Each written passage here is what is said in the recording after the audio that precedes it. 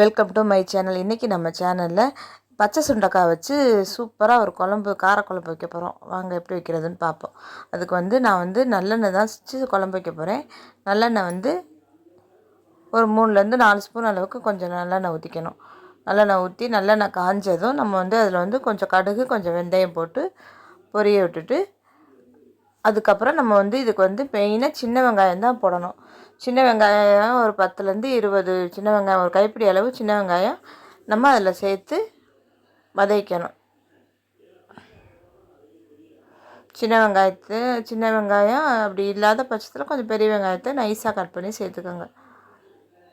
நான் இன்றைக்கி ஒரு 10-15 சின்ன வெங்காயமும் ஒரே ஒரு பெரிய வெங்காயத்தை நைஸாக கட் பண்ணி சேர்த்துருக்கேன்.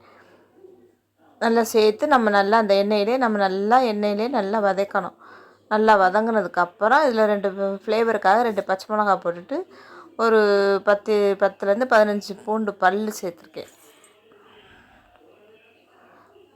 அதையும் போட்டு நம்ம நல்லா வதக்கி விடணும். அந்த எண்ணெயிலே நம்ம நல்லா வதங்கணும். அதே மாதிரி பச்சை சுண்டைக்காய் நம்மளுக்கு சுண்டைக்காய் அவ்வளோ சத்து இருக்குது அதில். அதை நம்ம கண்டிப்பாக சேர்த்துக்கணும். மாதத்தில் ஒரு தரமாக சேர்த்துக்கணும். சுண்டைக்காய் இந்த வெங்காயம் வதங்கினதோடலாம் நம்ம போடக்கூடாது. அதுக்கப்புறம் தக்காளி போட்டு தக்காளியே நம்ம வதங்குறதுக்கு கல்லுப்பு போட்டு நல்லா வதக்கிடணும். அதுக்கப்புறம் தான் நம்ம சுண்டைக்காய் சேர்க்கணும். வெங்காயத்தோடு சேர்த்து வதக்கினோம்னா அது கலரு, ஃப்ளேவர் எல்லாமே மாறிடும். நம்ம இந்த தக்காளியெலாம் போட்டு வதக்கினதுக்கப்புறம் தான் நம்ம சுண்டைக்காயை நம்ம கல்லில் போட்டு உடச்சிட்டு கூட 2 நச்சுட்டு சேர்த்துக்கணும். சில பேர் அதில் உள்ள விதையெல்லாம் எடுத்துகிட்டு கூட சேர்த்துக்குவாங்க. கழுவி எடுத்து வச்சுருக்கேன். 100 சுண்டைக்காய் தான் நான் வாங்கியிருக்கேன். அதை வச்சு தான் வைக்கிறேன் குழம்பு. ஓரளவுக்கு இது நல்லா தக்காளி வதங்கினதுக்கப்புறம் கொஞ்சம் மஞ்சத்தூள், கொஞ்சமாக பெருங்காயத்தூள் போட்டு நம்ம நல்லா வெங்காயம் தக்காளி நல்லா வதங்கினதுக்கப்புறம் நம்ம கழுவி வச்சுருக்க சுண்டைக்காய் எடுத்து இதில் சேர்த்துக்கணும்.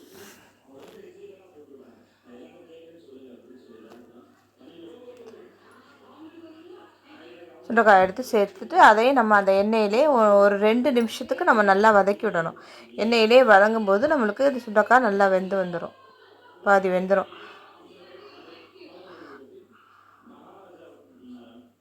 பாதி வெந்ததுக்கப்புறம் தான் நம்ம இதில் மசாலா சேர்த்துக்கணும்.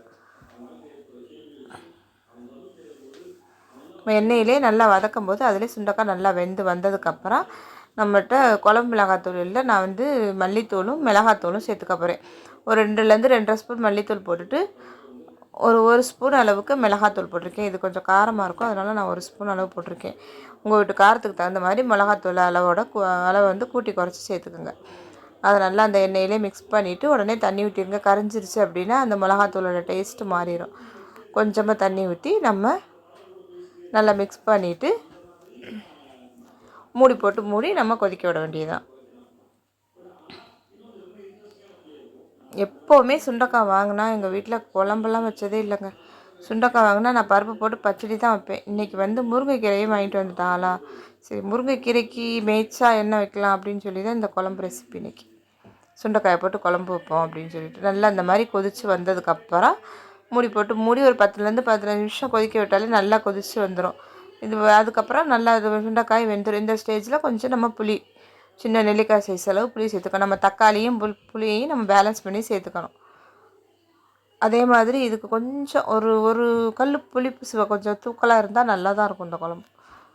எனக்கு பிடிக்கும், உங்களுக்கு பிடிச்சா கொஞ்சம் சேர்த்துக்கோங்க. அவ்வளோதாங்க. போட்டுட்டு நம்ம இந்த இடத்துல உப்புலாம் போதுமானு செக் பண்ணிவிட்டு மூடி நல்லா கொதிக்க விட்டுட்டு கொதித்து வந்ததுக்கப்புறம் கடைசியில் கருவேப்பிலையும் மல்லித்தலை இருந்தால் மல்லித்தலை தூவிக்கணும். அவ்வளோதாங்க. இறக்க போயில் கொஞ்சம் நல்லெண்ணெய் ஊற்றி இறக்கினோம்னா சூப்பர் டேஸ்ட்டாக இருக்கும் குழம்பு. நல்லெண்ணெயில் வைங்க, அப்போ தான் உடம்புக்கு நல்லது. இதே மாதிரி மெத்தடில் நீங்களும் செஞ்சு பார்த்துட்டு எப்படி இருந்துச்சுன்னு எனக்கு மறக்காமல் சொல்லுங்கள். நம்மளோட சேனலுக்கு சப்ஸ்கிரைப் பண்ணுங்கள். தேங்க்யூ.